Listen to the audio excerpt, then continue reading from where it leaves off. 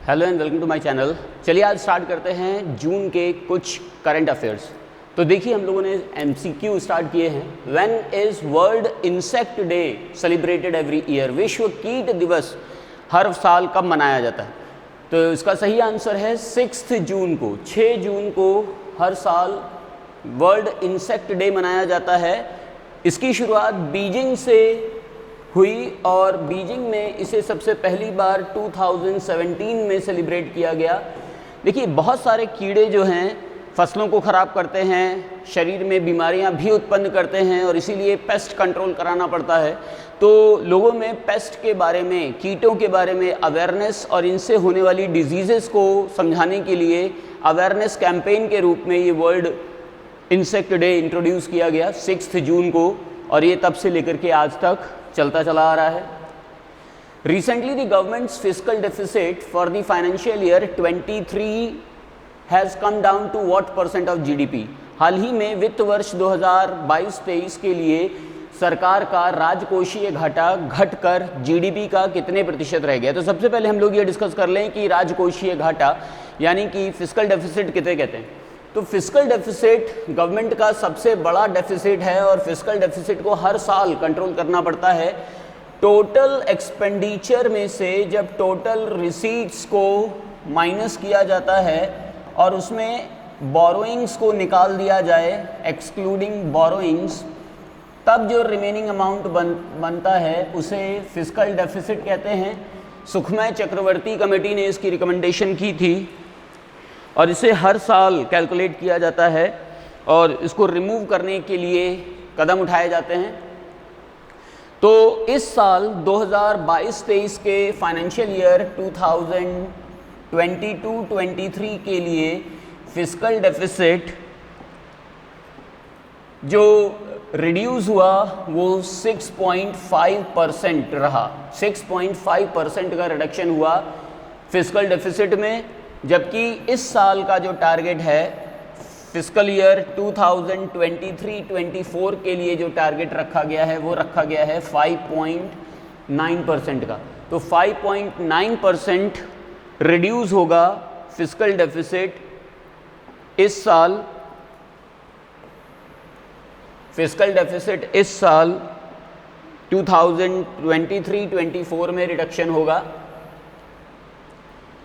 जबकि 2022-23 में 6.4% रहा। तो इसका सही आंसर है 6.4%। Recently, which country's company Alstom will make 100 Vande Bharat trains? हाल ही में किस देश की company Alstom 100 Vande Bharat trains बनाएगी? तो देखिए वंदे भारत ट्रेन आप जानते हैं कि ये 5 घंटे 5.5 घंटे की जो जर्नी होती है उसको कवर अप करती है और इसको कवर अप करने के लिए सिटिंग ट्रेन्स बनाई जाती हैं Vande Bharat, sitting AC trains. पहली बार वंदे भारत स्लीपर ट्रेन्स बनाई जा रही हैं, तो अब इन्हें लॉन्ग डिस्टेंस ट्रेन्स के रूप में इंट्रोड्यूस किया जाएगा।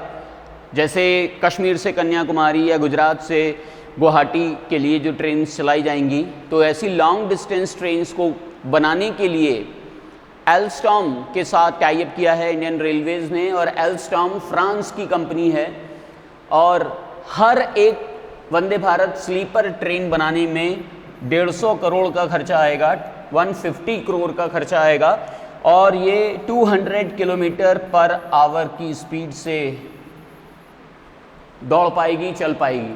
तो इसीलिए अभी रिसेंटली एल्स्टॉम के साथ टाई अप हुआ जून में, तो ये हम लोगों की एक करंट अपडेट बन गई। With whose help is the programme of ministry of rural development being implemented? ग्रामीण विकास मंत्रालय का कार्यक्रम किसकी सहायता से कार्यान्वित किया जा रहा है? तो वो जैसे कि आप इमेज में देख पा रहे हैं, वर्ल्ड बैंक की मदद से किया जा रहा है। इस समय ग्रामीण विकास मंत्रालय के मंत्री हैं Shri Giriraj Singh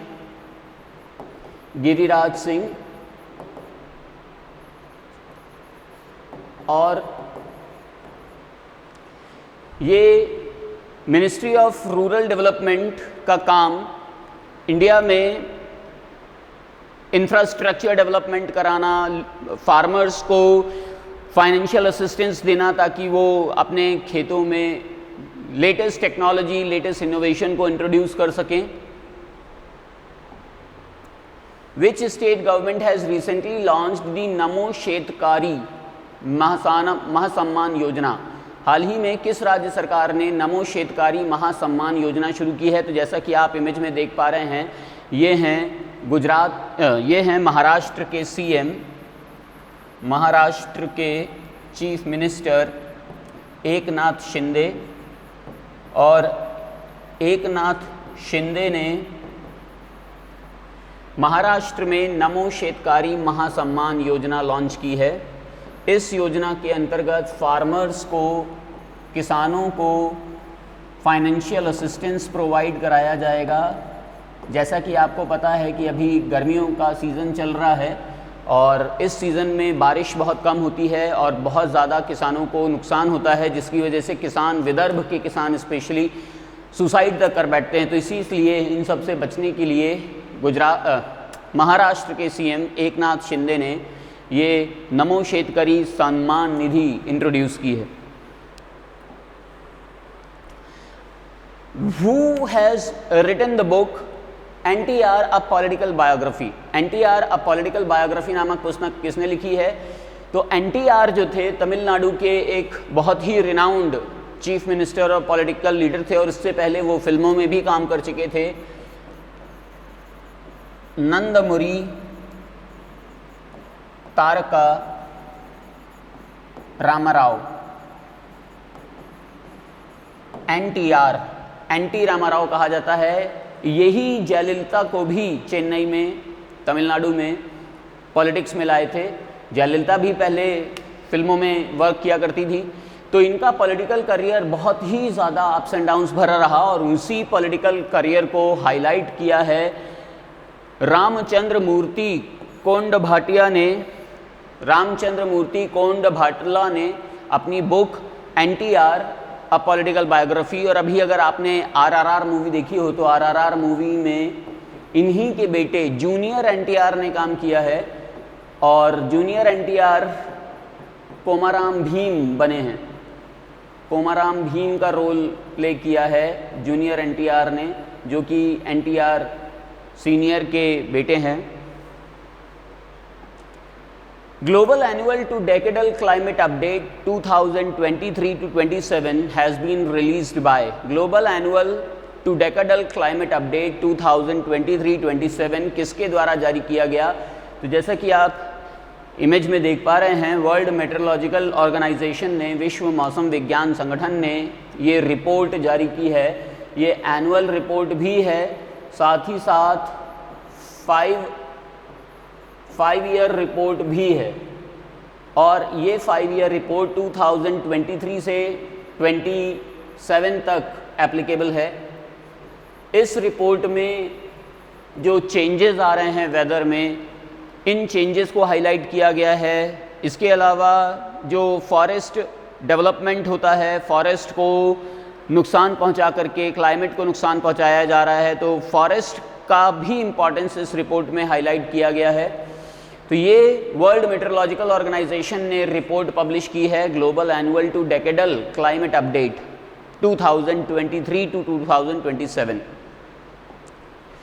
Amangarh tiger reserve is located in which state of India? Amangarh tiger reserve Bharat के किस राज्य में स्थित है? तो ये है उत्तर प्रदेश में। अभी रिसेंटली 9 अप्रैल को प्रधानमंत्री नरेंद्र मोदी जी ने इंटरनेशनल बिग कैट अलायंस बनाया था और इंटरनेशनल बिग कैट अलायंस में 7 स्पीशीज़ ऑफ बिग कैट को प्रिजर्व करने के लिए बात की गई थी। तो अमनगढ़ टाइगर रिजर्व उत्तर प्रदेश में है और ये इसलिए करंट में है क्योंकि अभी अमनगढ़ टाइगर रिजर्व में एक लेपर्ड की मृत्यु हो गई है और वो लेपर्ड को जो मारा गया है उसको निशान देख करके ऐसा लग रहा है कि उस टाइगर ने मारा है। तो ये tiger, Amangarh tiger reserve project tiger के अंतर्गत एक कंजर्व्ड एंटिटी के रूप में आता है और उसमें लेपर्ड को मारा जाना ये दिखाता है कि यहाँ पर जो बिग कैट्स हैं इनकी संख्या, इनकी पॉपुलेशन बढ़ रही है। Who has become the first woman NCC candidate to complete the mountaineering course recently?